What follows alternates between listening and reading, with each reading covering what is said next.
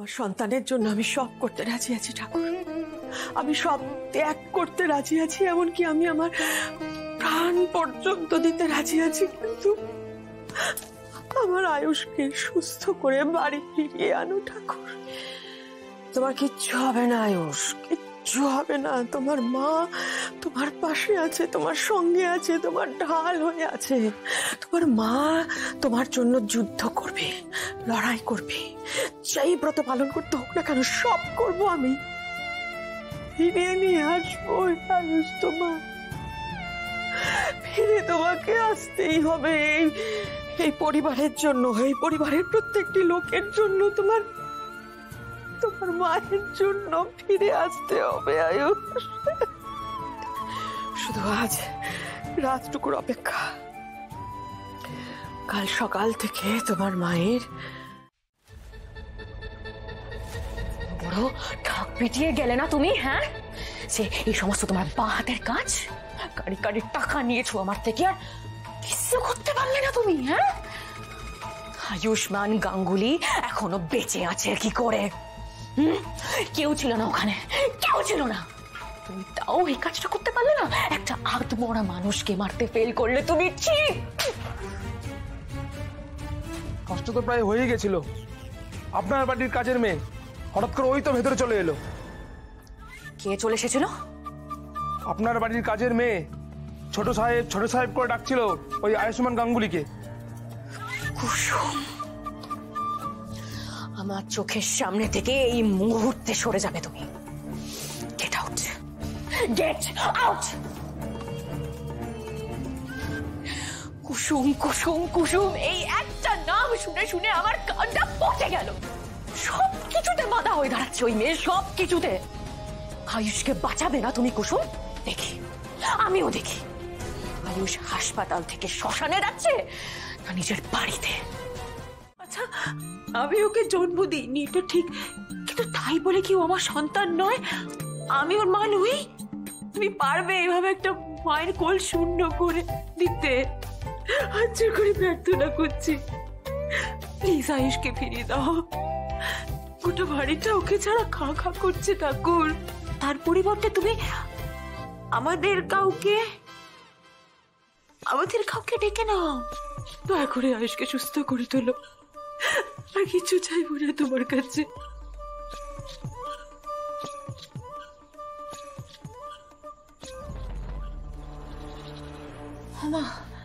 দিদি, তোমরা কখন এলে গো? আমি না খেয়াল করিনি। সে কোন সকাল থেকে আমি শুধু ঠাকুরের সামনেই বসে আছি। আমার বিশ্বাস ঠাকুর আমাদের কথা শুনবেন। দেখো, আমরা নিশ্চয়ই আয়ুষকে সুস্থ করে বাড়ি ফিরিয়ে নিয়ে আসতে পারবো দিদি, তুমি দেখো।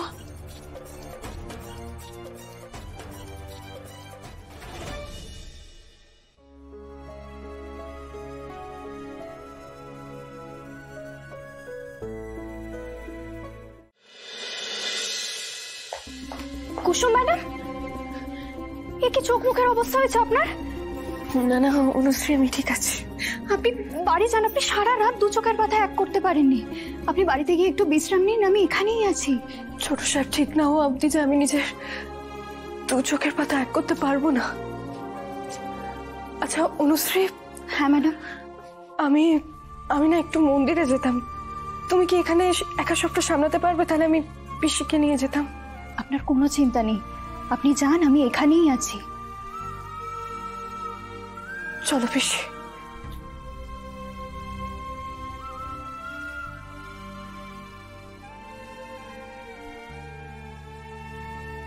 আয়ুষ্মান স্যার কুসুম ম্যাডামের নিজের কেউ নন, তাও উনি এতটা কষ্ট করছেন শুধুমাত্র আয়ুষ্মান স্যারের প্রাণ বাঁচানোর জন্য। নিজের পরোয়া না করে উনি এতটা পরিশ্রম করছেন।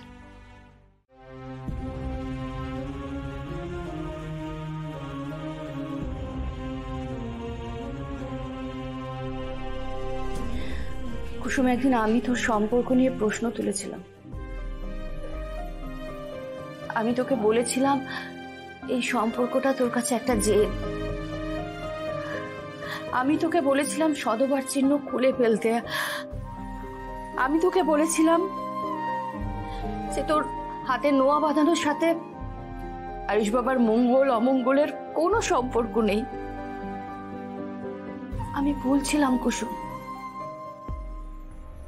তোকে স্বার্থপর ভেবে আমি ভুল করেছিলাম কুসুম। তুই নিঃস্বার্থভাবে এতগুলো দিন একটা সম্পর্কের বোঝা একা বয়ে বেরিয়েছিস। তুই আয়ুষ বাবার রক্ষা কবচ। এখন আমি বুঝে গেছি যে তোর আর আয়ুষ বাবার সম্পর্ক স্বয়ং ঈশ্বর ঠিক করেছে, আর কারুর ক্ষমতা নেই সেই সম্পর্ক ভেঙে দেওয়ার। আর তোর চোখ দেখে বুঝতে পারছি তুই আয়ুষ বাবাকে ভালোবাসতে শুরু করেছিস। জানি না পিসি, ঈশ্বর আমার জন্য কি ঠিক করে রেখেছে, তবে আজ আমি এই ব্রত পালন করবই। কিন্তু কুসুম, এই ব্রত করা এত সহজ নয়।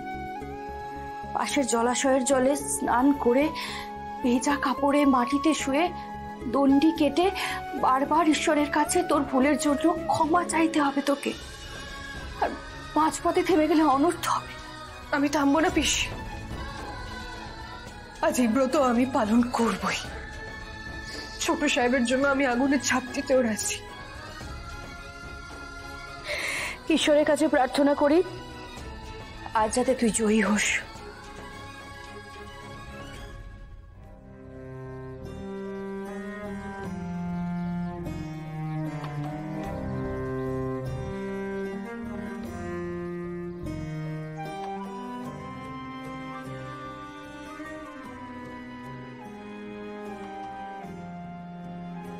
আমার স্মৃতির সিঁদুর অক্ষত রেখো ঠাকুর।